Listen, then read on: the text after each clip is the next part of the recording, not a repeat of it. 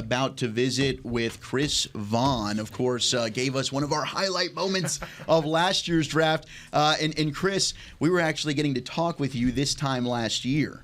And we didn't know for sure that the Deuce Vaughn pick, who is, of course, your son, would be made. We were kind of hoping. We all did love Deuce and getting to watch his tape. Then it happened. And it was a more special moment for you, I can imagine. You've gotten to talk about that. But for us, our room lit up. I mean, it was incredible. It was pretty emotional. It's pretty cool. It's amazing. We talk every day. But it's about football, but now it just happens to be about the Dallas Cowboys, Yeah. And so it's still pretty special to have him here with us. Well, from K-State, here's Cooper Beebe now. And, Cooper Beebe, everyone in this room knows, my man crush of this draft. I absolutely love him. We got to talk with him last night, and I asked him about his relationship with Deuce. He said they were very, very close. So how excited are you now to bring Cooper Beebe into the fold here? Well, it's funny because, we're having our discussions, and we're talking about guys that are there at that pick, and I'm trying to be as professional as possible, because I'm a big Cooper Beebe fan. I've seen him play live a bunch. Yeah.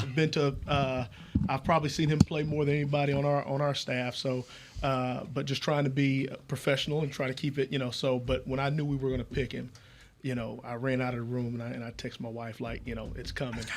We got him, and my wife and Deuce are really, really excited. Awesome. I want to touch on the family aspect because the life of a scout is not easy. You're on the road so much. How important is that core unit for you guys from a personal standpoint? Very, very important. A lot like, and are you speaking about family? Yeah, because we saw a glimpse of that last year. Right. With the emotion and everything, and you texting your wife about one of your son's former teammates. So, I mean, how important is that core unit for you guys? Well, first of all, let me say, coaches' wives of scouts, they deserve many, many crowns once they make it to heaven, because I mean they hold family together while you're on the road.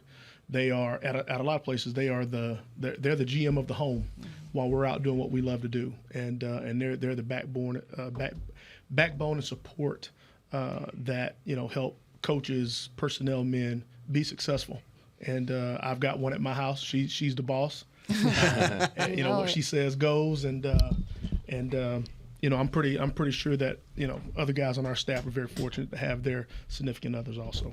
Wow. I'm curious, just a general philosophy question. Brian has talked before about one of the things he likes seeing from a cornerback on tape, like that flashes for him, is when somebody takes a receiver on the other side, corner takes a receiver, and if it's a drag right across the field, they're able to stay in the hip pocket all the way. Is there a play that you see on tape at a specific position where you're like, ooh, that always stands out to me? Like when I see that makes me get excited about what the player can be. Well, the thing I think's a lot different than when I was a college coach and recruiting high school running backs.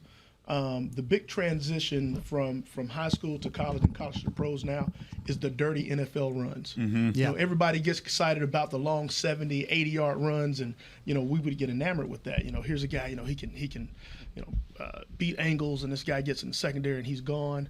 But that doesn't happen very often. Right. It's the 7-yard run. It's the 6-yard run. It's the run that moves the chain. So I think position-wise, seeing some of those runs in their game. Now that is, we love to see the guys that can break the long ones. Sure. But seeing those parts of it in their game is big, because they're going to have a lot more of those opportunities and situations than the 70, 80-yard run. So, just by position, that's one that's been a little bit different, and just trying to have a respect and, for that, as opposed to just the 70, 80-yard run. Yeah. Oh, we're seeing a lot of changes with the running back position, and just how the committee and things like that are kind of starting to take over how guys run the ball, teams run the ball. What would you tell a young running back that, is in college or going into college right now to prepare for when they come into the NFL? Because you might be like the lead guy on your college team, right, but when you're coming to the NFL now, teams are kind of prioritizing longevity. Yep. Within their room. So what would you tell a young guy? Diversify your portfolio. Talk about it.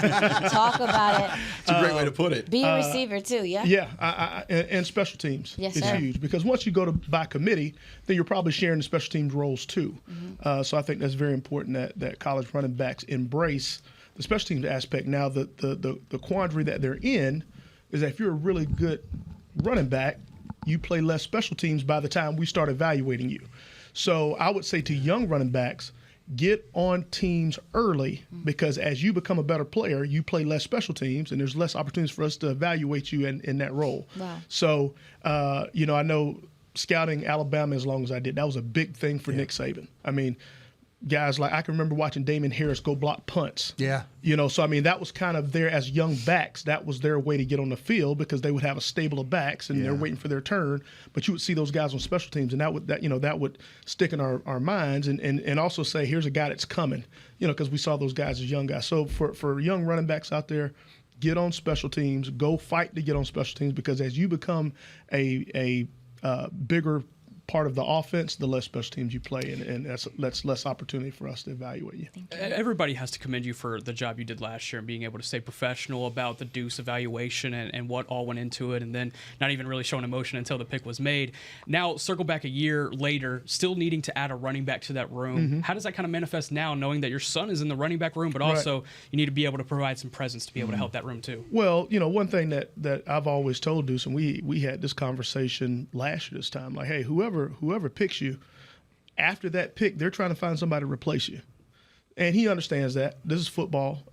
And so we're trying to do what's best for the Dallas Cowboys and finding what's best for our roster. And now, again, I'm a dad. Hopefully he fits into that into that equation. But we also have to team first and those things. So it's a little bit of a balancing act. You try to keep your emotions out of it and try to stay as professional as possible and go on the facts. So there's some guys, there's still some good players out there, and I'm pretty sure we'll be looking and having some conversations about some guys. But the more competition you have, the cream rises to the top. But you've got to continue to build competition at every position. If you want to push up from the bottom and be really good. So I definitely understand that part of the process. Talking with Chris Vaughn here on 105.3 The Fan and DallasCowboys.com. Yeah, what type of back do you think this room needs right now? Well, that's a playmaker. It's hard to say we need this guy at this size or this speed. We need a playmaker. To add to the room. I shouldn't say that as if we don't have playmakers, but to add to our room. And those guys come in different shapes and sizes, and as you look at the draft and who's left, those guys are kind of in different shapes and sizes. So I think we'll have conversations about key pieces and how they fit into what we already have and how that'll impact our team. So I don't think there's a specific guy or specific role we're looking for. It's kind of it's a lot of moving pieces, and again, now running back by committee, they come in different size, shapes, skill sets. Some guys are stronger in this, some guys are stronger in this aspect. So it'll be a holistic look at it and what that guy brings to the room. It's often said that offensive line is one of the thinnest positions across the league. Like, to find NFL offensive linemen is really difficult. When you go through the evaluation process, and maybe you saw one of these things in Tyler Guyton, what do you guys look at, or for you specifically, do you look at and say, this is the rarest trait outside of size or athleticism? What is the rarest, trait at the offensive line position that when you see it at the college level, you go, man, that's so rare. We got to acquire that if we can. Well, the athleticism. So you've got athleticism and size. Athleticism, size, and length. That's a lot to work with, and those are the things that Tyler definitely has. He's athletic, he's tall, he's long, and he's young. That's the other thing, young at the position. So there's a belief in the upside that there's a big jump once he gets from college to here, because he is a young player. I think he's only played offensive line for 3 years. Went to TCU as a defensive lineman. It's funny. I'll give you a quick draft story. So we're sitting in the draft room, and a former coach at TCU that I know recruited Tyler to TCU. Well, about an hour before we made the pick, he sends me some video of Tyler from high school. Yeah. Doing some drills and things like that. So after we drafted him, I said, man, you must be a fortune teller, savant or something. 'Cause this is crazy. I mean, so it's pretty cool. I mean, to see the athleticism, and making that position change. I mean, we're really excited about his upside and what he's going to be here in a short time. Is that why maybe it feels like teams, because that trait is so rare, is that why teams maybe feel like they're more willing to bank on a raw offensive lineman than raw players at other positions? Yes, because they're hard to come by. Guys with again, size, length, and athleticism, they don't grow on trees. So when you see a guy that's got those traits, guys like that don't come every draft. You get a skill guy, they're going to be skill guys in next year's draft. There's going to be, so I mean, there's just a smaller number of those big bodies that can do those things. So you kind of say, you know what, let's get them and let's develop them because there's just not enough of them. And you can't go get them out on the street. That's the other thing.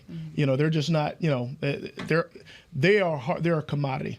And so if you can find them, bring them in, work with them, and develop them. And those guys usually have probably the most upside. You look at guys when they come into the league and to where they are year 2 or 3, there's usually an investment early to develop a guy, and he becomes, what you're looking for. Chris, I know you got to get back. Last one for you. I think it's always fun to kind of get the war room perspective.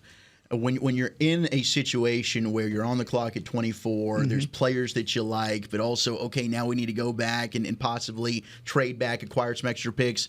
What are some of those conversations like? And if you've got as a scout a player like, I'm ready to stand on the table for, we can't move out of this pick, how heated can that war room get? Well, it's you definitely get into a lot of conversations. The one thing that we benefit from more than maybe anybody in the league is the experiences that Steven and Jerry have.